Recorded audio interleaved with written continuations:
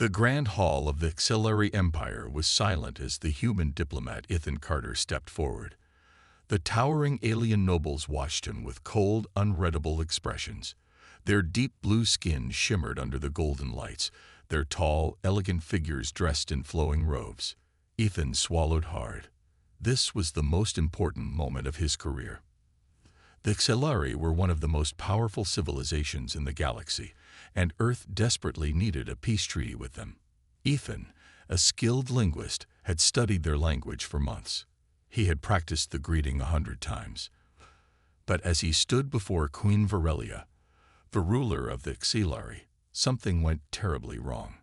Varelia was breathtaking in an intimidating way. Her silver hair fell over her shoulders, and her glowing golden eyes studied him with sharp intelligence. She sat on a high throne, her expression unreadable. Ethan took a deep breath and spoke the words he had memorized.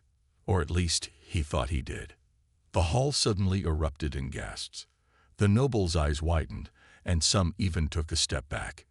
Ethan felt a wave of confusion wash over him. He had practiced this phrase perfectly. Why were they all looking at him like he had just committed a crime? Queen Varelia's gaze sharpened, and she slowly rose from her throne. Her voice was smooth but carried a dangerous edge. "Human," she said, her tone unreadable, "do you understand what you have just spoken?" Ethan hesitated. "I greeted you with respect." A noble nearby nearly choked. Murmurs filled the hall. Ethan felt sweat forming on his forehead. Something was very wrong. Varelia stepped forward, and the guards in the room immediately knelt. She stared at Ethan for a long moment before speaking again. "You did not greet me," she said, her voice calm but firm. "You just recited the sacred bonding vow, the words used to propose marriage to the ruler of the Xilari." Ethan's heart stopped. "What?" His voice came out in a whisper. A tall, armored noble stepped forward, glaring at him. "By ancient law, once spoken, the vow must be honored. The queen has no choice but to accept, or it will be seen as a disgrace to the empire." Ethan felt like the ground had disappeared beneath him. Marriage. To an alien queen. There had to be a way to fix this. He raised his hands. "Wait. This is a misunderstanding. I didn't mean to." "The words have been spoken," Queen Varelia interrupted, her gaze unreadable. "A ruler cannot break tradition. The council will decide how to proceed." Ethan tried to protest, but the guards surrounded him instantly. The hall erupted into discussions, and despite his desperate explanations, no one seemed to care. The traditions of the Xilari were absolute. The next thing he knew, he was being escorted out of the hall. His mind raced. How had this happened? He had studied the language so carefully. What mistake had he made? As the guards led him down the long corridors of the palace, Ethan realized that his life had just changed in a way he never could have imagined. And the worst part, if he tried to refuse, it could mean war between Earth and the Xilari Empire. Ethan Carter sat on the edge of a luxurious bed, his mind spinning. Only hours ago, he had been a diplomat, ready to secure peace between Earth and the Xilari Empire.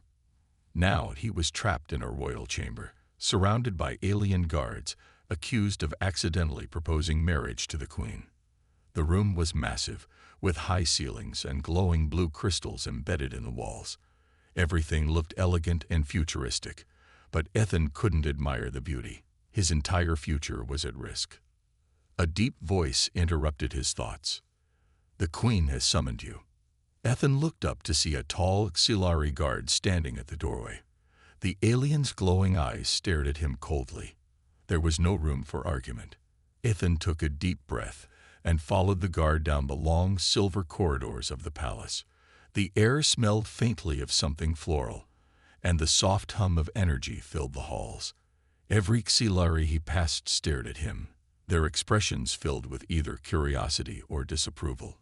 Clearly, humans were not expected to be in such a sacred place. At last, the doors to the queen's chamber opened. Queen Varelia stood near a massive window, her silver hair flowing behind her. The view outside was breathtaking. an entire city of floating structures, glowing towers, and endless stars beyond. But Ethan had no time to admire it. She turned to face him, her golden eyes filled with an unreadable expression. "You caused quite a problem today, human." Her voice was calm, but there was clear tension beneath it. Ethan immediately raised his hands. "Look, I swear, it was an accident. I must have mispronounced something. I never meant to." "I know," she interrupted, surprising him. "But the law does not care about intentions." The words were spoken, and now I am bound by tradition to accept. Ethan's heart pounded. "So what happens now?" Varelia studied him for a moment. "There are two options. The first, you officially become my consort, and we fulfill the bond." Ethan's stomach twisted. "And the second?" Her gaze darkened. "The second option would be for the council to remove you permanently. If you die, the bond is considered broken." Ethan felt cold fear run through his body. Wait. So my choices are either marry you or die." Varelia sighed, as if this situation annoyed her as much as it terrified him. "Tradition is strict. If I refuse to honor the bond, I will be seen as weak. It could lead to civil war." Ethan couldn't believe this. He had spent years studying alien languages, and now a simple mistake had put his life and Earth's safety at risk. "There has to be another way," he said desperately. "Some loophole, some way to fix this without marriage or, the other thing." Varelia crossed her arms. "If there is a way, you must find it quickly. The nobles are already questioning my rule because of this situation. Some want you gone." Ethan took a deep breath. He was a diplomat, not a soldier. He couldn't fight his way out of this. But maybe, just maybe, he could talk his way out. "I need access to your records," he said. "Laws, old treaties, anything that might give us a way out of this without bloodshed." Varelia raised an eyebrow. "You think you can outsmart centuries of tradition?" Ethan forced a nervous smile. "Humans are good at finding loopholes." She stared at him for a long moment, then finally nodded. "Fine, but you only have 3 days. If you fail, then you will have to accept the consequences." Ethan exhaled, relieved but still terrified. 3 days. That was all he had to save himself, and possibly Earth. Ethan Carter sat in a massive royal library, surrounded by glowing scrolls and holographic records. The scent of something floral lingered in the air, and the soft hum of energy pulses filled the room. But Ethan had no time to admire the beauty of the palace. He had 3 days to find a way out of his accidental marriage to Queen Varelia. If he failed, he would either become her consort or face execution. Neither option seemed great. Varelia had granted him access to the historical records, but it was overwhelming. The Exilary Empire was thousands of years old, and their laws were deeply woven into tradition. The texts floated before him, symbols shifting as they translated into English. "Focus, Ethan," he muttered to himself. "There has to be a way out." A voice interrupted his thoughts. "You look troubled, human." Ethan looked up to see Silen, a tall Xilari woman with deep blue skin and piercing green eyes. She wore a formal robe, and from the way the guards let her pass, she was someone important. "I am troubled," Ethan admitted. "I have 3 days to find a loophole in an ancient law before your people decide I should disappear." Silen gave him a small, amused smile. "A difficult task. The exilary laws are not flexible." Ethan sighed. "Yeah, I noticed. But there has to be something. Some old rule or exception that lets the queen escape this without ruining her reputation." Silen tilted her head, as if studying him. "You are different from what I expected. Most humans would be panicking." "Oh, I'm panicking," Ethan said quickly. "I'm just hiding it well." Silen chuckled. "I admire your determination. Perhaps I can assist you." Ethan's eyes lit up. "You know auxiliary law." "I am a royal advisor," Silen said, "and I do not wish to see unnecessary conflict. If the queen is forced to accept you as her consort, it will divide the nobles. If you are executed, it could lead to tension with Earth. The peaceful solution benefits everyone. Ethan couldn't believe his luck. He finally had an ally. "All right," he said, trying to stay calm. "Have there ever been cases where a bonding vow was invalid?" Silent frowned, deep in thought. "Rare, but not impossible. The laws state that a bonding vow is only binding if both parties understand its meaning." Ethan's heart leaped. "Wait, so because I made a mistake in the language, I didn't actually understand what I was saying?" Silent nodded slowly. "It is a possibility. However, the council will not accept that argument easily. They will say that intent does not matter." Ethan rubbed his temples. "Of course they will. There's always a catch." Silent hesitated, then leaned closer. "There may be one more option, but it is risky." Ethan looked at her, hopeful. "I'll take anything at this point." Silent lowered her voice.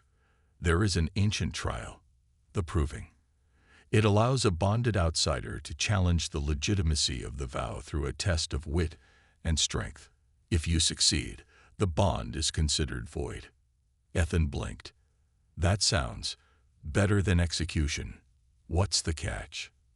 "The trial is dangerous," Silent warned. "It was originally designed for warriors, not diplomats.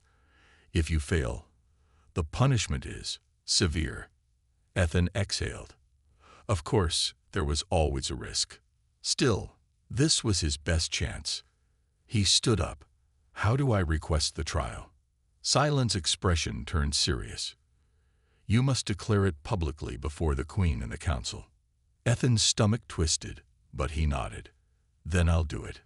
Time was running out, and if he didn't act fast, he might not live long enough to regret his mistakes. The grand Scifi Council Hall was filled with nobles, warriors, and scholars, all gathered to witness something unprecedented. A human challenging an ancient bonding vow. Ethan Carter stood in the center of the massive chamber, his heart pounding as he faced Queen Varelia and the High Council. He had no choice. If he didn't go through with this, he would be forced into a marriage he never intended, or worse, executed to maintain the queen's honor. His only hope was the proving, an ancient trial that could break the bond if he succeeded. Varelia, seated on her elevated throne, studied him with a neutral expression. He couldn't tell if she was annoyed, amused, or secretly hoping he would win. One of the high counselors, an elder Xilari with glowing silver eyes, raised a hand for silence. "Ethan Carter," he said in a deep, commanding voice, "you stand before us today to invoke the proving, a trial meant for warriors, not diplomats. Do you understand the risks?" Ethan swallowed hard but nodded. "I do." The counselor's gaze hardened. "If you fail, the bond stands, and you will accept your place as Queen Varelia's consort. If you succeed, the vow is nullified, and you will be free." The hall buzzed with whispers. Most of the nobles seemed convinced he would fail. Ethan didn't blame them. He wasn't a trained Xilari warrior, but he had one advantage. Humans had a habit of surprising the universe. Varelia finally spoke, her golden eyes locked onto his. "Very well. The proving shall begin at dawn." The trial was set. There was no turning back now. The first challenge. The next morning, Ethan stood in the arena of judgment, a massive circular platform floating above a lake of glowing blue liquid. The sky above was filled with Xilari spectators, their voices a mix of excitement and doubt. A booming voice announced the first trial. The trial of mind. The challenger must solve a sacred puzzle before the sands fall. Failure results in immediate disqualification. Ethan exhaled. He was no soldier, but puzzles. He could handle that. A floating metallic cube appeared before him, its surface shifting with glowing alien symbols. He quickly realized it was a pattern puzzle, and the symbols had to be rearranged into a specific sequence. The problem? The cube kept shifting, changing the symbols every few seconds. Ethan's brain went into overdrive. He carefully studied the patterns, searching for a repeating sequence. The Exilari might have advanced technology, but at the end of the day, logic was universal. Time was running out. The glowing sands in the hourglass above were nearly empty. Then, it clicked. He quickly moved his hands over the cube, aligning the symbols in a mathematical sequence instead of a linguistic one. The Exilari language had a numerical base, and by following their numbering system, he cracked the code in seconds. The cube glowed brightly, then locked into place. A deep chime echoed across the arena. The first trial was complete. The crowd gasped. Even the council members looked impressed. Ethan let out a breath and wiped the sweat from his forehead. 1 down, 2 to go. The second challenge. The announcer's voice rang out again. The trial of endurance.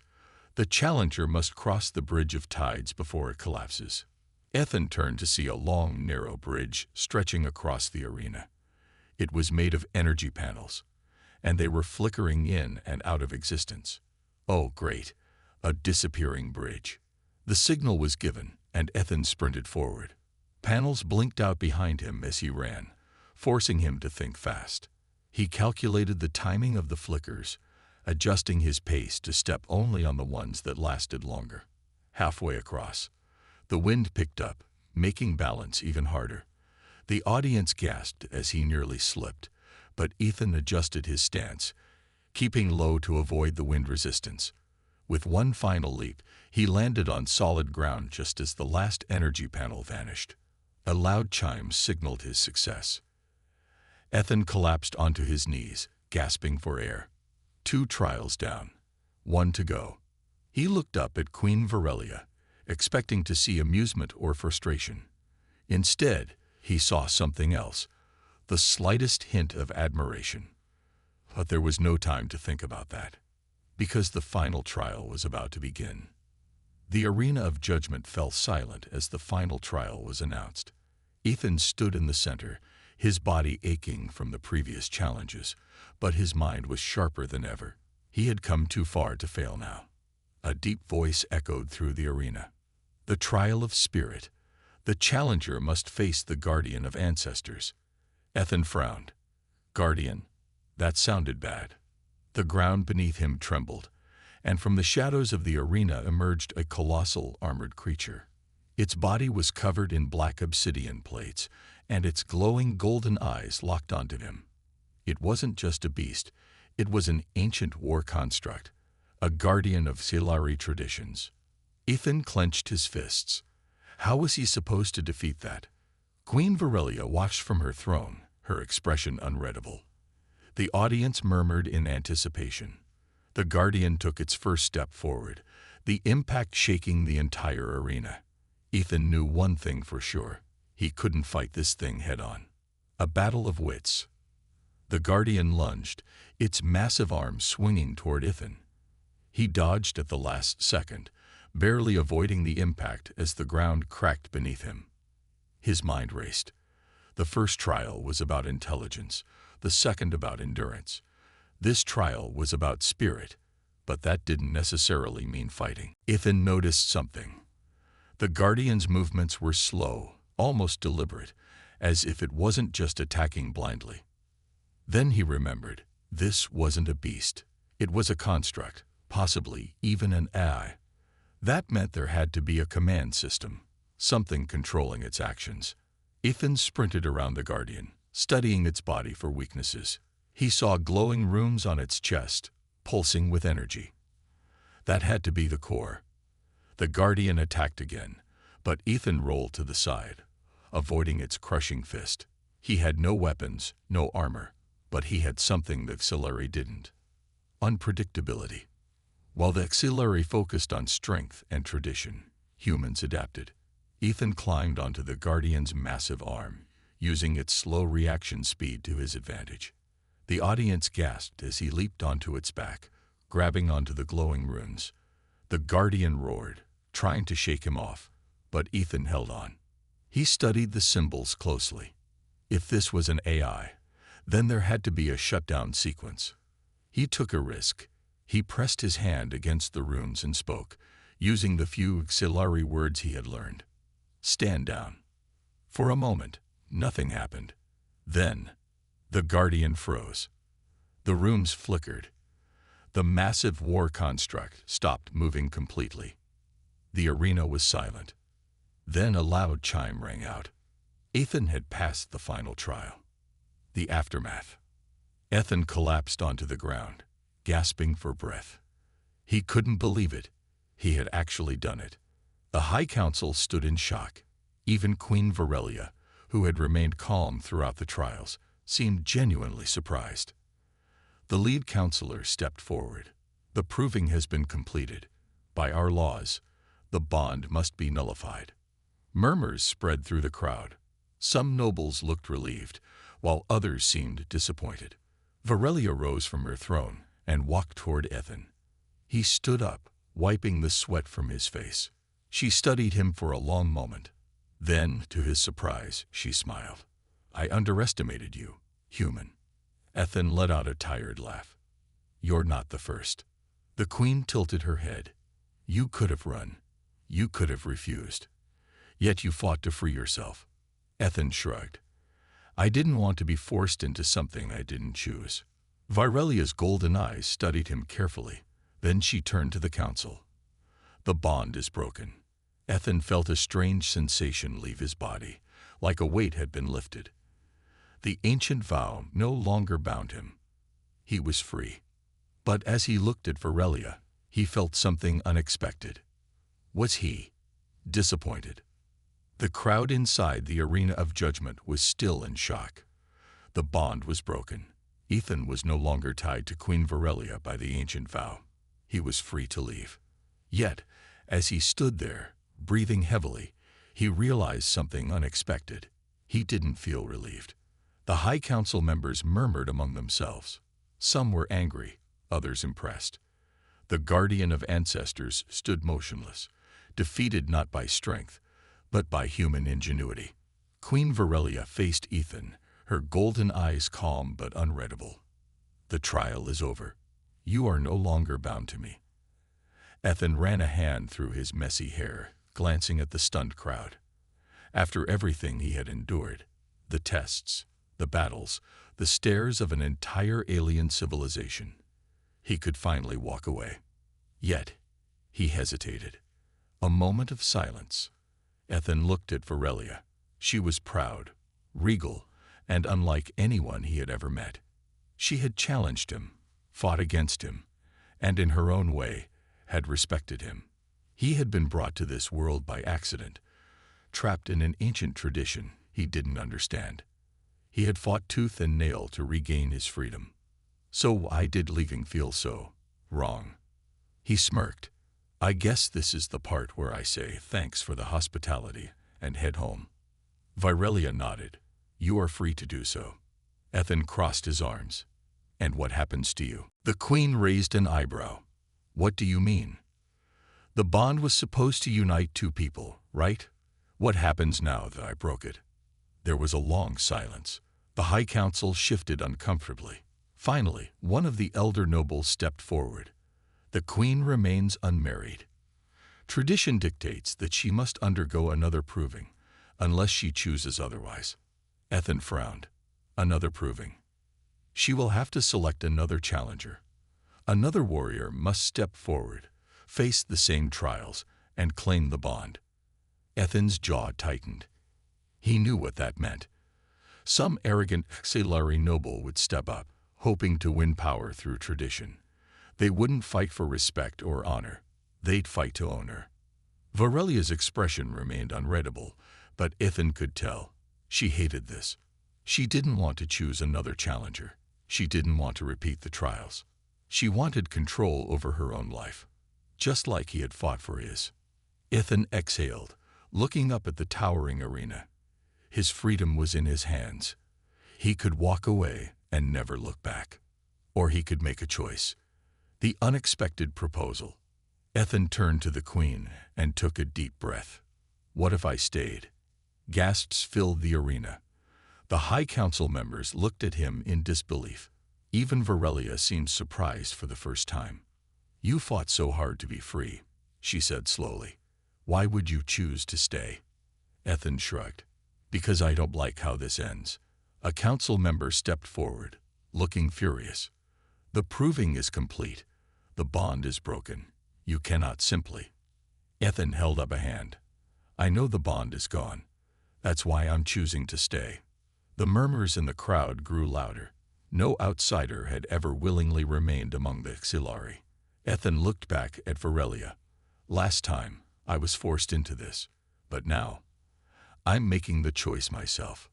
Varelia studied him for a long moment. Her golden eyes searched his face, as if trying to understand him. Then, for the first time since they met, she smiled. A queen does not accept a mate so easily, she said, her voice carrying amusement. You would need to prove yourself again. Ethan smirked. Bring it on. The High Council erupted in outrage, but the people of the arena, they cheered. Because for the first time in their history, a bond would not be claimed by tradition or force, but by choice.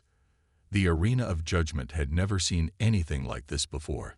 A human, an outsider, had broken the sacred bond, and yet, instead of leaving, he had chosen to stay. The High Council was furious, but the people, the ordinary citizens of the Xilari Empire, cheered. Ethan stood beside Queen Varelia, his heart pounding. He had no idea if what he just did was brilliant or completely stupid, but something deep inside told him it was right. The council's eldest member, an alien with dark blue skin and piercing silver eyes, stepped forward. His voice was sharp. This is against tradition. A bond must be taken, not chosen. The queen cannot simply accept a mate without the trials. Ethan crossed his arms. You're saying I have to prove myself again. The elder glared. It is the way of our people. Varelia turned to Ethan. Are you willing to face another trial? Ethan grinned. Didn't I already prove I'm the most stubborn human alive? The queen smirked, then turned to the council. Then let the final trial begin. The last trial. The trial was unlike the previous ones. It wasn't about combat or strength. This time, it was about leadership. Ethan was taken to a grand hall, where he stood before the most powerful nobles of the Xilari Empire. He was given one task, to settle a dispute between two warring factions. The northern houses and the southern tribes had been in conflict for generations. No queen had ever managed to create peace between them.